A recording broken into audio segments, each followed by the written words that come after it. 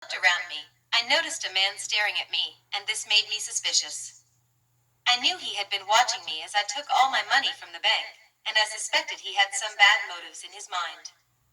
Like taking all my money. I whispered to Gloria about the man. I asked her to help me trick him. She went out first with her daughter, and I went into the women's restroom, where I put all my money in my socks. I then ran outside and directly to the car while hiding my face and told my friend to drive fast as she could. We both were terrified. Thanks to God, he was with us.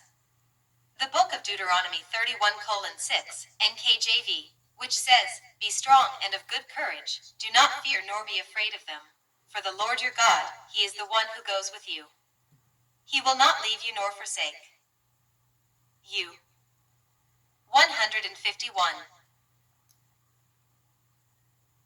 She later told me that when they went outside, the man was frowning at her and looking around for me.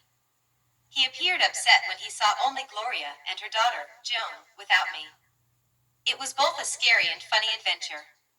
He must have thought we were especially stupid.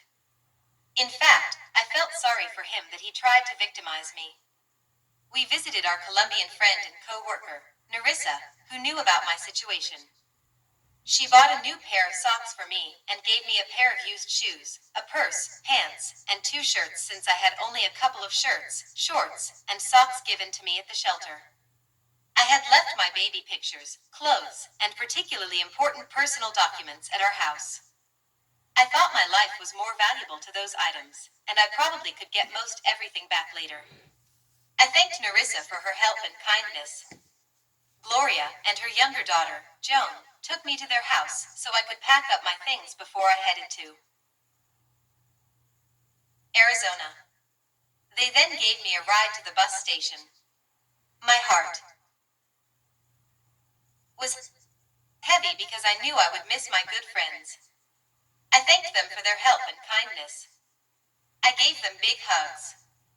I whispered, "Thank you very much." I waved to them and turned my face toward my new life. The book of Proverbs 18:24, NKJV, which says, "A man who has friends must himself be friendly, but there is a friend who sticks closer than a brother." According to my research, marriage is God's holy and sacred idea.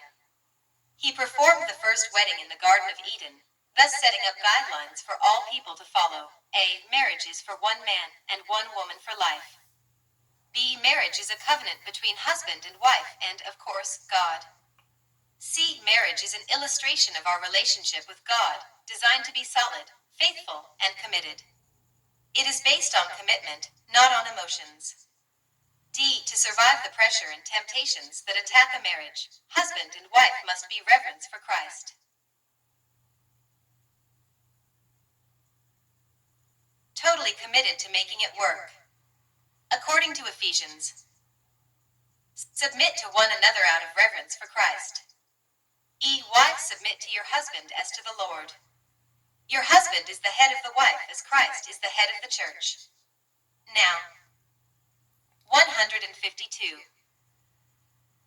As the church submits to Christ, so also should wives submit to their husbands. F. Husbands, love your wife just as Christ loved the church and gave himself up for her. To make her holy, cleanse her by washing her with water through the word, and present her to himself as a radiant church, without stain, or wrinkle, or any other blemish, but holy and blameless. In this same way, husbands should love their wives as their own bodies. He who loves his wife loves himself. After all, no one ever hates his own body, but feeds and cares for it, just as Christ cares for the church. For this reason, a man will leave his father and mother and be united to his wife, and the two will become one flesh and love and respect each other. Trust is the greatest foundation of any relationship, not just in marriage. When a husband and wife break the trust with each other, the relationship possibly will be broken forever, unless God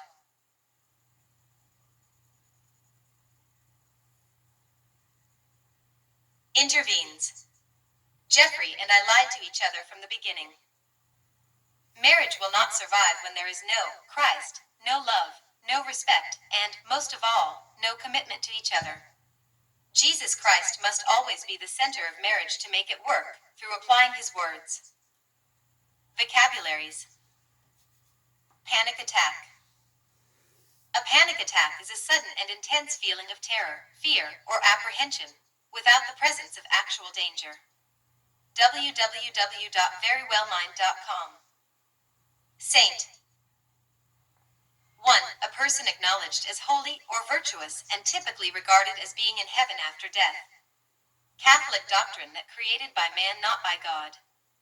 2. A person who lives in a righteous life. Depression. Depression is a mood disorder that causes a persistent feeling of sadness and loss of interest. Also called major depressive disorder or clinical depression, it affects how you 153 feel, think, and behave, and can lead to a variety of emotional and physical problems. You may have trouble doing normal day-to-day activities, and sometimes you may feel as if life is not worth living.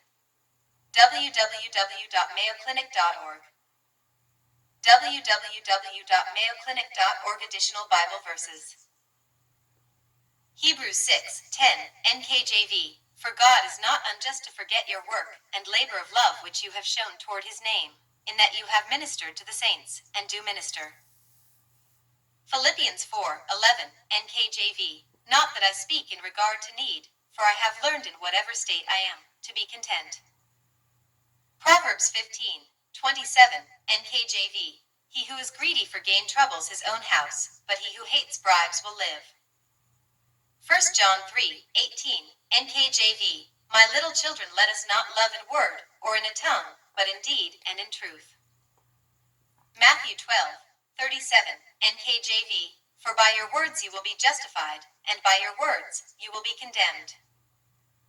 James 3:5, NKJV. Even so, the tongue is a little member, and boasts great things. See how great a forest a little fire kindles. Galatians 5:22-23, NKJV. But the fruit of the Spirit is love, joy, peace, long-suffering, kindness, goodness, faithfulness, gentleness, self-control. Against such there is no law. 154. Matthew 5:21-22, NKJV. You have heard that it was said to those of old, you shall not murder, and whoever murders will be in danger of the judgment. But I say to you that whoever is angry with his brother without a cause shall be in danger of the judgment. And whoever says to his brother, Raca, shall be in danger of the council. But whoever says, you fool, shall be in danger of hellfire. Revelation 21:8, NKJV. But the cowardly, unbelieving, abominable, murderers, sexually immoral, sorcerers, idolaters, and all liars shall have their part in the lake which burns with fire and brimstone, which is the second death. 1 Peter 5:8, NKJV. Be sober, be vigilant, because your adversary the devil walks about like a roaring lion, seeking whom he may devour.